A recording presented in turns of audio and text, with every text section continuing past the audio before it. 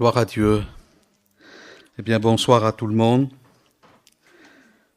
Et puis, bien, c'est toujours une joie de se voir, hein, même si j'ai la charge de vous porter la parole de Dieu. Mais c'est toujours une joie de voir l'église de Langon. Que le Seigneur vous bénisse. Que le Seigneur vous protège, garde vos familles. Et puis que, eh bien, au fil des jours, on sait que chaque jour qui passe nous rapproche bien du retour du Seigneur.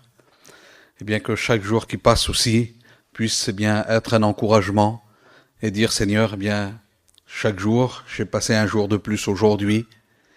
Eh bien c'est un jour de moins sur la terre et c'est un jour où, eh bien Seigneur, où de plus où je vais me rapprocher de toi, de ton retour. Restons attachés au Seigneur. Gloire à Dieu. On a chanté ce cantique. Ici, il y a une onction. Vous savez, pour certains, l'onction dans une réunion, l'action du Saint-Esprit dans une réunion, pour beaucoup, c'est beaucoup de parler en langue, des cris, des gestes. Mais bon, on sait, nous, que l'onction du Seigneur, l'action de l'Esprit, c'est pas spécialement ça. Hein? Je pensais à ça aujourd'hui.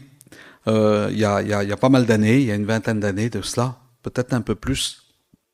On était en mission à Toulouse. Et puis, un matin, un jour de jeûne, on fait le jeûne. Et puis, on était une trentaine sous le petit chapiteau. Puis on jeûnait. Puis on savait que la veille, il y avait un foyer qui était parti de Paris pour venir nous rejoindre. Et puis, ils avaient coupé la route en deux. Et puis, il est 2 heures de l'après-midi, on est toujours en train de jeûner. Et puis, on entend qu'il y a une campine qui rentre sur le terrain, il passe tout près du chapiteau. Et puis, c'est un garçon qui est loin de Dieu, un garçon qui est pris par l'alcool. Et puis, notre jeune, on prie le Seigneur, on loue Dieu, il y a pas de cris, il y a pas de... On louait le Seigneur, la trentaine de garçons qu'on était là, les hommes, des femmes. On priait le Seigneur.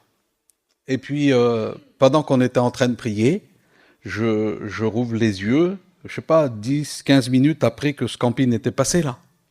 J'ouvre les yeux, et quand j'ouvre les yeux, je vois ce garçon qui vient nous rejoindre, là. Il est devant. Il est devant le pupitre, comme ça, et puis il prie. Il est en train de prier, alors je referme les yeux, puis je continue à prier.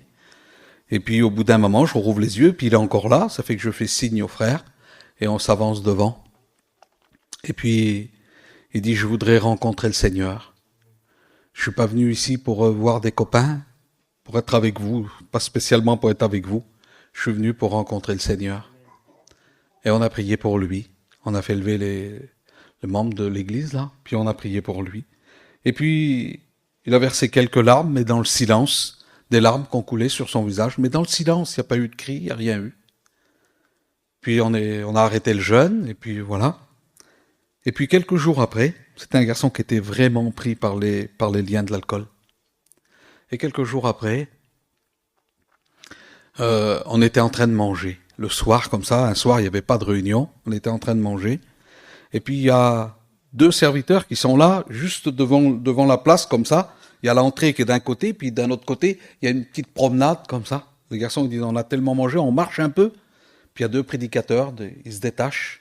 Et puis ils marchent sur le chemin, c'est une longue promenade comme ça. Et puis ils arrivent assez loin, et il y a un autre chemin qui coupe comme ça. Et puis ils voient un véhicule, et c'est ce garçon-là qui est là. Et lui, son habitude, tellement pris par l'alcool, il prenait de l'alcool, il se mettait dans sa voiture, et puis, excusez-moi du mot, il s'alcoolisait là dans sa voiture. Et puis les serviteurs, ils arrivent au bout là-bas, et puis ils le voient à lui. Enfin, ils le voient, ils l'aperçoivent, ils font pas trop attention. Et lui, il sort de la voiture.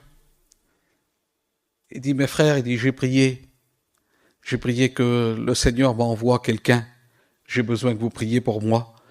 Je vous ai dit l'autre jour que je voudrais rencontrer Dieu. Le Seigneur travaille mon cœur, mais je voudrais être délivré de l'alcool. Et les garçons ont dit, on se met à genoux, puis on prie. Ils se sont mis à genoux, ils ont prié pour lui.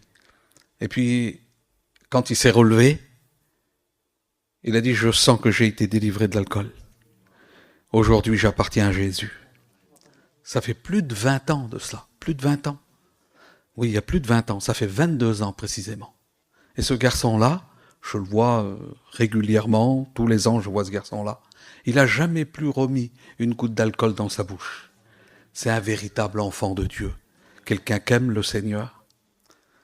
Alors, on en a vu d'autres, crier, lever les bras en l'air, et puis rester toujours dans la même position. Pourquoi je vous dis ça? Une bénédiction, c'est quelque chose que l'on reçoit dans notre cœur. Alors après, s'il y a des larmes, et puis chacun le voit comme... Mais c'est pas toujours des cris. Une bénédiction, c'est pas toujours des larmes. C'est d'écouter la parole, de recevoir la parole, de comprendre la parole et de mettre en pratique la parole. C'est ça la bénédiction. Gloire à Dieu. On reprie le Seigneur et puis on lit un passage dans la parole de Dieu. C'est ça, hein? Alors ne croyons pas des fois que parce que dans nos églises, il n'y a pas de... C'est pas ça le mouvement de l'esprit. Le mouvement de l'esprit, c'est un cœur touché dans le silence, mais qui marche avec Dieu. C'est ça le mouvement de l'esprit. Gloire à Dieu. On prie le Seigneur. Seigneur, merci. Merci d'être dans ta maison. Merci de la joie que j'ai encore ce soir, Seigneur, d'être avec mes frères, mes sœurs, pour, Seigneur Jésus, partager ta parole. Je voudrais remercier aussi mes frères et te remercier particulièrement à toi, Seigneur, de pouvoir bien parler de toi ce soir. Donne-moi, Seigneur Jésus, l'intelligence de le faire, la sagesse de le faire. Et que, Seigneur Jésus, ce soir, bien, il y a des cœurs attentifs à ta parole. Nous savons que tu es au milieu de nous, que tu travailles avec nous, Seigneur, parce que nous sommes tes enfants et malgré tout, malgré que parfois, Seigneur, c'est difficile, mais nous voulons être des enfants obéissants à ta parole, obéissants à notre Père, même, Seigneur, si des fois ça dérange, même si des fois la chair est faible, mais nous voulons rester attachés et rester, Seigneur, obéissants à ta parole. Bénis, Seigneur, bénis l'Église ce soir, et que encore une fois, Seigneur, encore une fois, selon ta grâce, Seigneur, selon ta miséricorde, ta parole nous fasse du bien. Aide-nous à la comprendre. Aide-nous, Seigneur, à marcher, et Seigneur Jésus, surtout à obéir à ta parole, dans le nom de Jésus-Christ, et à toi la gloire. Amen. Merci, Seigneur. J'aimerais faire cette lecture avec vous dans le livre, le premier chapitre de l'Apocalypse, au chapitre 1 et le verset 4. Et puis lire quelques versets, le verset 4, le verset 5, enfin quelques versets, hein, et puis m'arrêter sur quelques notes que le Seigneur a mis sur mon cœur. Voilà ce qu'il est dit au verset 4. Jean, donc l'apôtre Jean, il dit à qui il écrit. Jean, aux 7 églises qui sont en Asie, que la grâce et la paix vous soient données de la part de celui qui est, qui était et qui vient, de la part des 7 esprits qui sont devant son trône et de la part de Jésus-Christ, le témoin fidèle, le premier-né des morts et le prince des rois de la terre. À celui qui nous a aimés, nous a délivrés de nos péchés par son sang et qui a fait de nous un royaume de sacrificateurs pour Dieu son Père. À lui soit la gloire et la puissance au siècle des siècles. Amen. Le verset 9 plutôt. Moi, Jean, votre frère, qui ai part avec vous à la tribulation et au royaume et à la persévérance en Jésus, j'étais dans l'île appelée Patmos à cause de la parole de Dieu et du témoignage de Jésus. Je fus ravi en esprit au jour du Seigneur et j'entendis derrière moi une voix forte comme le son d'une trompette qui disait, ce que tu vois, écris-le dans un livre, envoie-le aux 7 églises, à Éphèse, à Smyrne, à Pergame, à Thyatire, à Sardes, à Philadelphie, à Laodicée. Et je me retournai pour connaître quelle était la voix qui me parlait, et après m'être retourné, je vis 7 chandeliers d'or. Et au milieu des 7 chandeliers, quelqu'un qui ressemblait à un fils d'homme, vêtu d'une longue robe, ayant une ceinture d'or sur sa poitrine. Sa tête et ses cheveux étaient blancs comme de la laine blanche, comme la neige. Ses yeux étaient comme une flamme de feu. Ses pieds étaient semblables à de l'airain ardent, comme s'il eût été embrasé dans une fournaise. Et sa voix était comme le bruit des grandes eaux. Il avait dans sa main droite 7 étoiles, de sa bouche sortait une épée aiguë à 2 tranchants, et son visage était comme le soleil lorsqu'il brille dans sa force. Amen. Gloire au Seigneur, gloire à Dieu. Alors, le texte de la parole du Seigneur, si on aurait lu juste un petit peu plus haut, au verset 3, on aurait pu lire ça aussi, heureux. Heureux celui qui lit et ceux qui entendent les paroles de la prophétie et qui gardent les choses qui y sont écrites, car le temps est proche. Alors on sait que le mot heureux, c'est une béatitude. On sait que le mot heureux, c'est une bénédiction. On sait que le mot heureux, c'est une bénédiction, mais pas une bénédiction à venir. C'est pas une bénédiction qui est projetée dans le temps. C'est une bénédiction immédiate. Quand il est marqué heureux dans la Bible, heureux, vous avez vu, quand on lit l'évangile de Matthieu, à plusieurs reprises, le Seigneur est dit heureux, heureux, heureux. Et là, il dit heureux celui qui entend la parole, celui qui lit, celui qui entend, et ceux qui gardent la parole du Seigneur.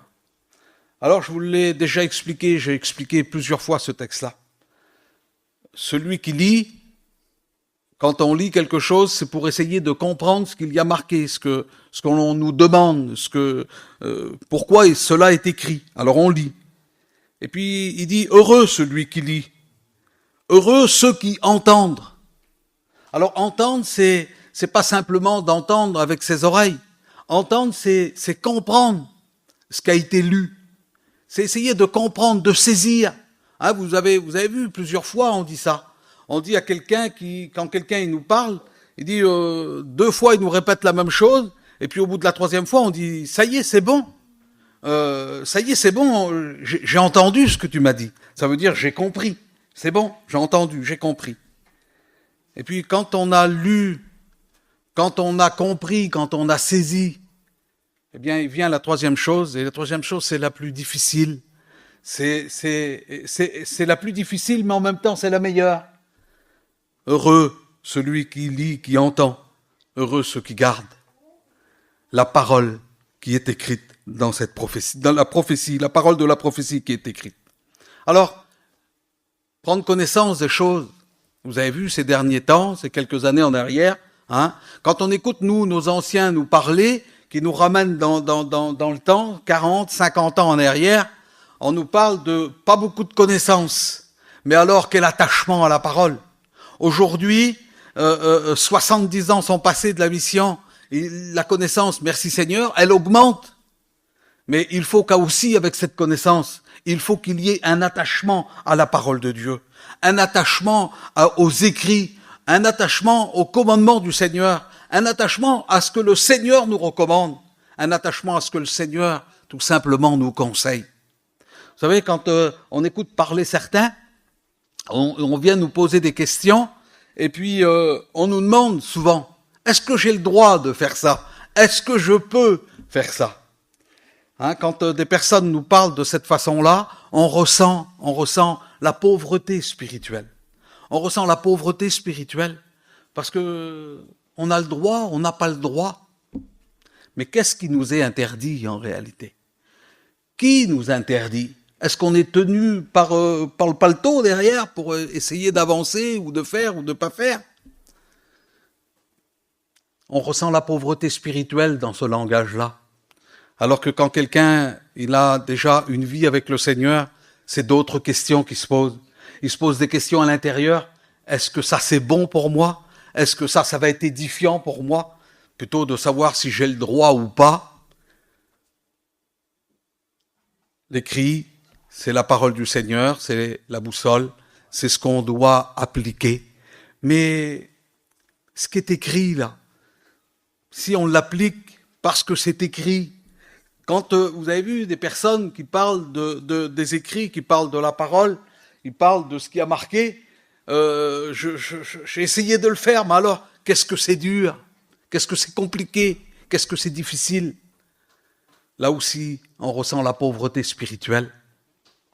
Quand quelqu'un est véritablement attaché à la parole, il obéit à la parole par amour. Il obéit à la parole par amour. Il obéit à son Père. Il obéit à Jésus-Christ. Et puis là, il dit, heureux celui qui lit, heureux celui qui entend, donc qui comprend, mais heureux ceux qui gardent. Et c'est ce qu'on a besoin dans nos vies, besoin dans nos foyers, c'est de garder la parole de Dieu. Un peu plus loin, il dit au verset, on l'a lu, il dit aux 7 églises, donc c'est donné aux 7 églises, que la grâce et la paix vous soient données. Regardez de qui. Il dit que la grâce et la paix vous soient données de la part de celui qui est, qui était et qui vient. Ça, il est parlé de Dieu. Il dit, et de la part des 7 esprits qui sont devant son trône, le Saint-Esprit, et de la part de Jésus-Christ, le témoin fidèle. Que la grâce et la paix vous soient données de la divinité. Et il parle pour l'Église. Alors, quand on regarde le mot grâce, nous, on voit le mot grâce dans le sens, cadeau immérité, on méritait pas le pardon, et puis le Seigneur l'a accompli à la croix. Alors c'est sûr que c'est le premier sens de la grâce. Mais regardez aussi ce que veut dire la grâce. La grâce, c'est la joie. Obtenir la grâce, c'est une joie. La grâce, elle est parlée dans la Bible, la grâce comme un délice, comme une douceur, comme un charme. Vous vous rendez compte? La joie d'appartenir à Dieu, les délices et les bontés de Dieu qui en découlent de cette grâce-là, de cette vie de grâce que l'on peut vivre avec le Seigneur, la douceur d'avoir une vie, d'avoir un foyer qui appartienne à Dieu et qui vit pour Dieu. Et puis le charme de dire, moi, par la grâce de Dieu, je suis son enfant. Que la grâce et la paix vous soient données. Et le mot paix, ça veut dire un état de tranquillité. Le mot paix veut dire une sécurité, une harmonie. Seigneur, et quand on regarde un petit peu plus haut, ça veut dire que la grâce et la paix, elle m'est donnée. Donc dans cette grâce-là, il y a de la joie, il y a des délices, il y a de vivre avec le Seigneur, il y a de la douceur, il y a du charme.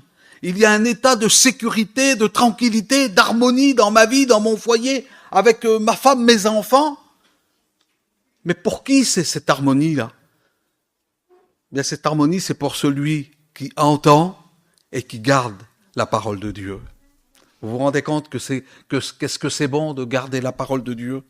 Alors vous allez dire, mais on l'entend ça, on l'entend. Alors si vous l'entendez, au nom du Seigneur, mettez en pratique. Gardez la parole de Dieu. Gardons la parole de Dieu. Que ce soit pas juste un livre, la parole de Dieu, juste un livre de chevet, où l'on vient qu'on vient la chercher, la parole, juste quand un œil nous tombe, ou quand il y a des soucis dans la famille, ou quand on est troublé à l'intérieur. Vous savez, il y en a des personnes, ils prennent la parole, quand ils sont des temps difficiles, ils la mettent sur leur cœur quand ils sont troublés le soir, qui trouvent pas le sommeil, ils cherchent le sommeil, alors ils prennent la Bible et ils la mettent. Mais jamais ils l'ouvrent. Lisez la Bible et mettez en pratique la parole, mais avec amour. Et regardez ce qu'en découle. La joie, les délices, la douceur, le charme. Vous vous rendez compte? La tranquillité, la sécurité. C'est ce qu'il est marqué. Et puis on continue. Je vais pas vous tenir longtemps. Un petit peu plus loin, il dit, de la part de Jésus-Christ, le témoin fidèle. Et j'aimerais rentrer dans le message de la parole de Dieu. Le témoin fidèle. Qu'est-ce que c'est qu'un témoin? Un témoin, alors nous, on entend souvent, c'est quelqu'un qui témoigne beaucoup. Un témoin, c'est quelqu'un qui marche avec le Seigneur. Alors c'est vrai qu'on est les témoins du Seigneur. C'est vrai que, voilà, c'est comme ça aussi. Mais quand on regarde le vrai mot témoin, alors un témoin, c'est quelqu'un qui qui a vu quelque chose. Un témoin, c'est quelqu'un qui a été témoin. Il est témoin d'une scène, d'un fait, d'une conversation. Et il va rapporter ce qu'il a vu et entendu. C'est ça, un témoin. Il y en a qui disent, écoute, je vais te dire, si, mais je suis témoin, on me l'a dit, la personne qui l'a dit, il y était sur les lieux. C'est pas un témoin, ça.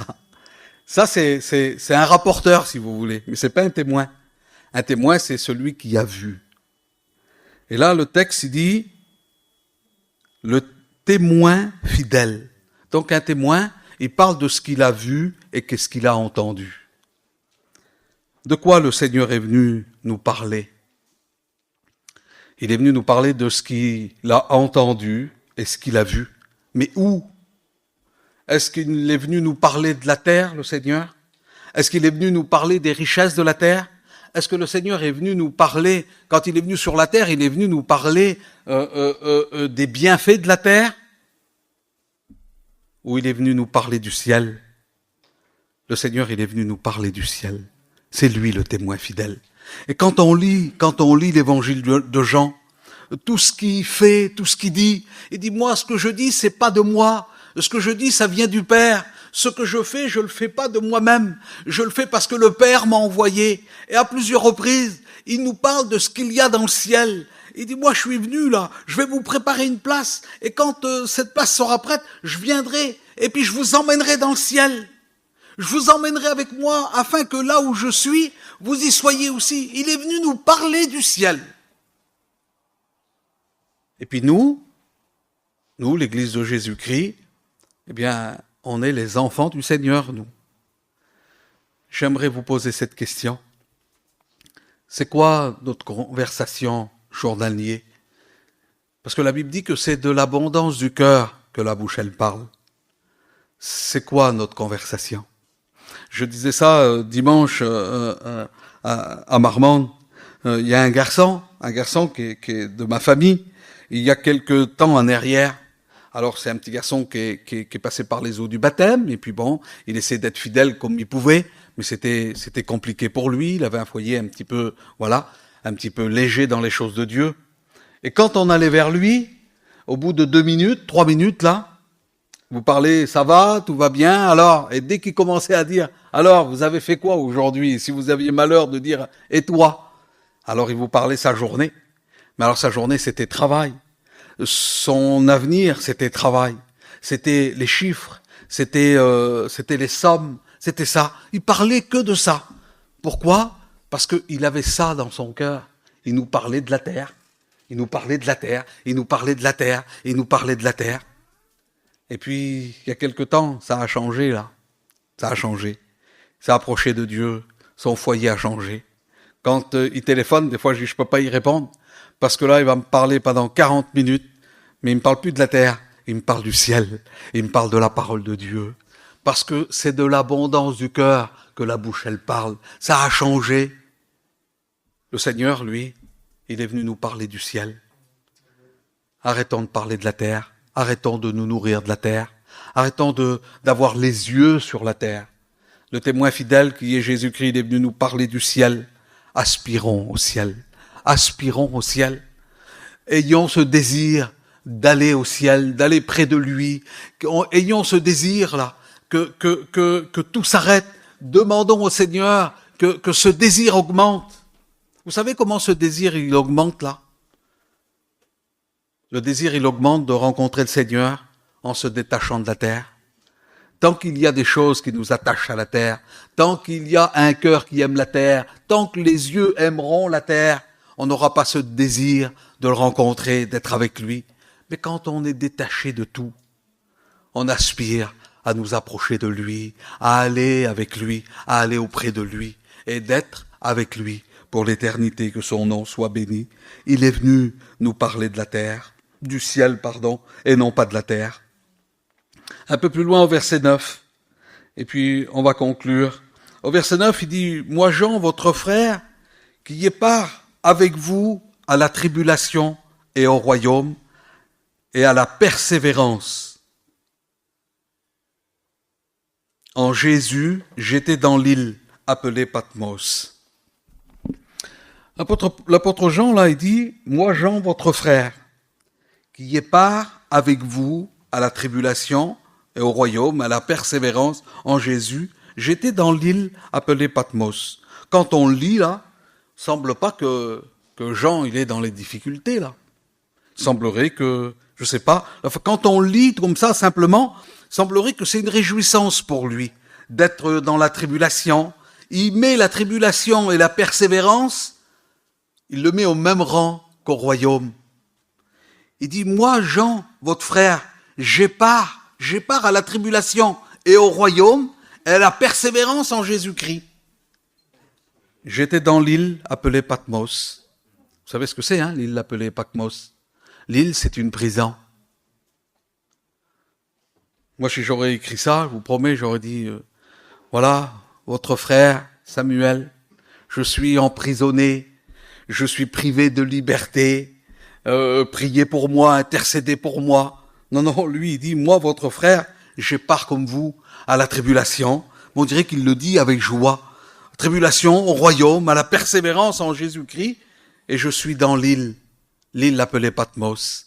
Quand les personnes arrivaient à un certain âge dans l'Empire romain, on ne pouvait plus les condamner aux travaux forcés.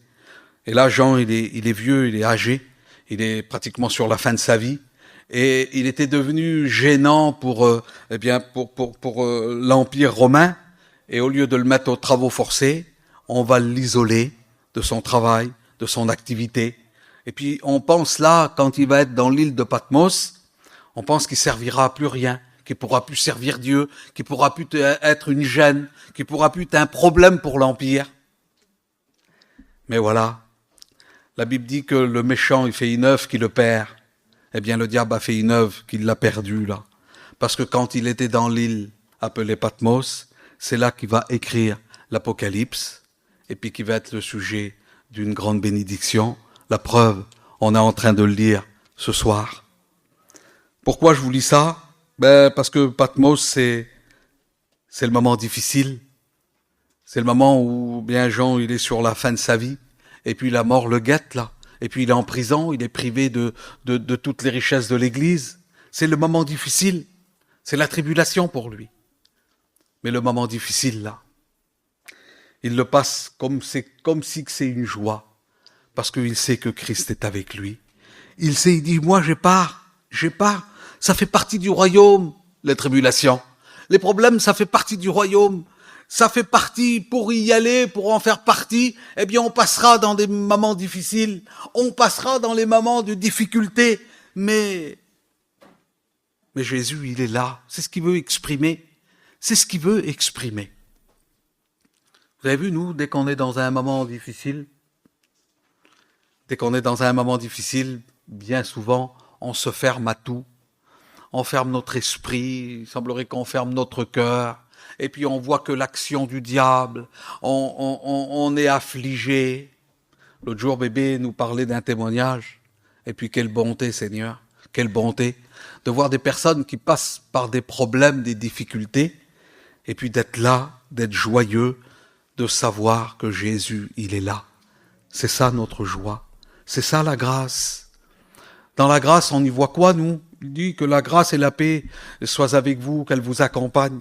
Dans la grâce, on voit que salut, alors merci Seigneur, on voit salut et guérison. Salut, délivrance. Salut, baptême du Saint-Esprit. La grâce, c'est ça. Salut, et puis on est délivré de tous les chaînes, de tout. Alors, c'est vrai que c'est ça. Mais la grâce, c'est aussi la maladie, mais Jésus, il est là. La grâce, c'est je prie, je demande, j'obtiens pas, mais je suis heureux parce que Jésus demeure avec moi. Je reste dans les délices, je reste dans la joie. C'est lui le chef, c'est lui qui décide. Mais trop de personnes s'affligent. Parce qu'ils n'ont pas reçu la réponse à leur prière, la réponse à leur demande. Ils s'affligent. Ne soyons pas de ceux qui s'affligent. Soyons de ceux qui lèvent la tête et qui attendent la délivrance. La délivrance, c'est Jésus-Christ. Il revient bientôt. Plusieurs fois, c'est marqué dans l'Apocalypse, celui qui est, celui qui était. Et celui qui vient, il vient le Seigneur. Il ne tarde pas dans l'accomplissement de sa promesse, le Seigneur vient. Et quand il va venir, et c'est pour bientôt, et puis pas plus tard qu'hier, on était au chevet d'une femme qui est âgée. Puis je lui disais, tu sais, encore un petit peu de temps là, encore un tout petit peu de temps. Et puis celui qui nous a fait la promesse de venir, il va venir. Et pour l'éternité, avec nos familles, tous ceux qui l'ont rencontré, tous ceux qui vivent pour Christ, on sera avec lui pour l'éternité. Fini la souffrance, fini la maladie, fini les pleurs, fini le deuil. Il essuiera les larmes de nos yeux. Il essuiera les larmes qu'il y a sur notre visage. Alors mes frères et sœurs, encore un peu de temps, attachons-nous à lui, attachons-nous à la parole de Dieu. Et une sœur qui me disait, hier, avant-hier, il faut faire attention à ce que l'on écoute, faire attention, qu'est-ce qu'on écoute. Alors elle me disait, la sœur, moi ce que j'écoute, j'écoute et je vérifie avec la parole, parce que il y a tellement de choses qui sont pas bonnes. Exemple, eh bien, l'évangile de facilité. On en écoute beaucoup de l'évangile de la facilité. Alors la facilité, pour certains, c'est juste un Dieu qui bénit, on va travailler, on s'enrichit, mais l'Église, la facilité aussi, elle est prêchée dans le sens où le Seigneur donne tout, où le Seigneur exauce la prière. Et quand on n'est pas exaucé, eh bien, c'est parce que nos vies, ça correspond pas. Il y a des hommes et des femmes fidèles qui demandent à Dieu, et puis qui restent fidèles en Dieu, même qui ne sont pas exaucés. Ça, c'est l'évangile de facilité, de dire que Dieu exauce tout. Mais nous, on ne veut pas un évangile de facilité, on veut le véritable évangile. Rester attaché à la parole de Dieu. Est-ce que vous voulez rester attaché à la parole de Dieu? Il y a des temps difficiles devant nous, vous le savez, vous le ressentez. Il faudrait être aveugle pour ne pas le voir. On vit dans un monde compliqué. Et plus les jours passent, et plus ça sera compliqué. Mais il nous faut rester attachés à la parole de Dieu, au nom du Seigneur. Écoutons pas tout et n'importe quoi. Vous avez des serviteurs de Dieu qui vous prêchent l'évangile, et puis qui s'efforcent de le faire, qui s'efforcent avec beaucoup de consécration, avec beaucoup de demande à Dieu. Et puis, des fois, je l'entends, moi, je l'entends. C'est dur, hein. Toujours, c'est compliqué, toujours c'est dur. Toujours, il nous tape sur la tête avec la parole. Laissez-vous taper sur la tête avec la parole. Et puis, à la force de taper sous la tête, ça descendra, comme il disait Paillon, un petit peu plus dans le cœur. Mais tant qu'on vous apporte la véritable évangile, recevez-la, mes frères et sœurs. Ne régimbez pas contre la parole de Dieu, ne levons pas le poing contre la parole de Dieu. Recevons-la. Heureux ceux qui entendent et ceux qui gardent. Gloire au Seigneur. Je termine juste ça, 2 minutes. Un peu plus loin, au verset 13, et puis on prie le Seigneur. Alors Jean, il a la vision, il entend une grande voix derrière lui. Il entend une grande voix, comme une trompette, et puis il veut se retourner. Il veut se retourner pour voir qui c'est qui lui parlait. Et il dit, au milieu des 7 chandeliers, quelqu'un qui ressemblait à un fils d'homme, vêtu d'une longue robe, ayant une ceinture d'or sur sa poitrine, et sa tête et ses cheveux étaient blancs comme de la laine blanche, comme de la neige. Donc on sait qui c'est ça, hein? Pas besoin de vous faire un dessin. On sait que c'est Jésus-Christ, le Fils de l'homme. Et il le voit au milieu des 7 chandeliers. Et si on aurait lu la fin du verset, le Seigneur nous donne l'explication, il dit que les chandeliers, c'est l'Église. Et là, le Seigneur, il est au milieu de l'Église, au milieu des 7 chandeliers d'or. Il est au milieu. Il n'est pas dans un coin, il n'est pas à droite, il n'est pas à gauche, il est au centre, il est au milieu. Et ça, c'est énorme. Il est au milieu. Vous savez, quand on parle de quelqu'un qui est au centre de quelque chose, au centre d'une entreprise, on dit des fois sur quelqu'un, tu vois, cette personne-là, là, c'est vraiment lui qui est au centre de cette famille-là. Ça veut dire que tout passe par lui. On voit des fois un mari, on dit, maman, vraiment, le garçon, là, il est au centre de son foyer, il est au milieu du foyer. Hein. Il n'est pas là-bas dans un coin, c'est vraiment lui, tout passe par lui. Eh bien là, le Seigneur, il n'est pas dans un coin, il est au milieu de l'Église. Et tout doit passer par lui. Tout doit passer par lui. Alors l'église, vous allez dire, mais c'est le local là? Ben, l'église, on sait bien que c'est nous l'église. C'est notre foyer l'église. C'est nos familles l'église. Est-ce que le Seigneur se tient au milieu de notre famille? Est-ce qu'il est au milieu de nos foyers, le Seigneur? Est-ce qu'il est au centre? Est-ce que toutes nos décisions passent par lui? Est-ce que tous nos projets passent par lui? Est-ce qu'il est au centre? Examine ta vie ce soir. Est-ce qu'il est au centre, le Seigneur? Au centre de nos vies.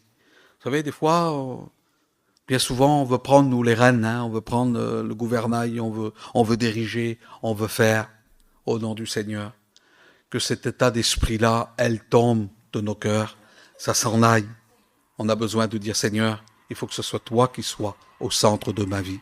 J'ai besoin de toi pour donner un conseil à mes enfants, pour diriger mon foyer, pour ma vie, Seigneur. J'ai besoin de personne d'autre que toi et que toi seul. Mais pour ça, il faut qu'il reste au centre, au centre. Un peu plus loin, il dit qu'il a les 7 étoiles dans sa main. Et les étoiles, il dit que c'est les anges des églises, donc les serviteurs de Dieu. C'est les serviteurs de Dieu. Ils sont dans sa main droite. Alors mes frères, malgré qu'il y a bébé, beaucoup plus ancien, mais le Seigneur, il dit qu'on est dans sa main. Et puis là, il dit, les 7 étoiles, il les a dans sa main droite. Alors la main droite, c'est pour un juif, la main droite, c'est la main de l'honneur, la main de la force. La main droite, c'est la force, c'est l'honneur. Jamais on tend à quelqu'un la main gauche pour dire bonjour. On tend tout le temps la droite. C'est la main de la vérité. C'est la main de vérité et la main de la force, la main de l'honneur. On est dans cette main-là, la main de Jésus-Christ. Alors, c'est pas toujours facile. C'est pas toujours facile, avouons-le. Mais on est dans sa main, que son nom soit béni. Alors restons-y. Restons-y, restons blottis dans cette main-là, restons-y en sécurité dans cette main-là, restons-y par amour dans cette main-là, parce que c'est la main, eh bien, de la sécurité, la main de la tranquillité, la main du salut. On prie le Seigneur ensemble. On demande la grâce du Seigneur. Seigneur, merci pour ta parole. Aide-nous à la comprendre, Seigneur, et surtout à vivre ta parole. Mais pas Seigneur Jésus, le faire sans amour,